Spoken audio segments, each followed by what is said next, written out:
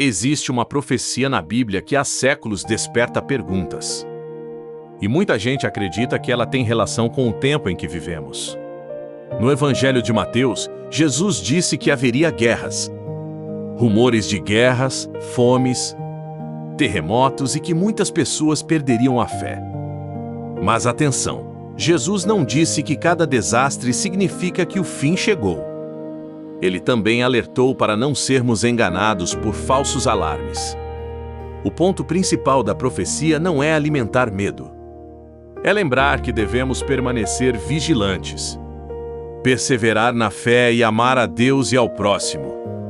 Independentemente de quando essas profecias se cumpram plenamente, a pergunta continua a mesma. Se Jesus voltasse hoje, você estaria preparado para encontrá-lo?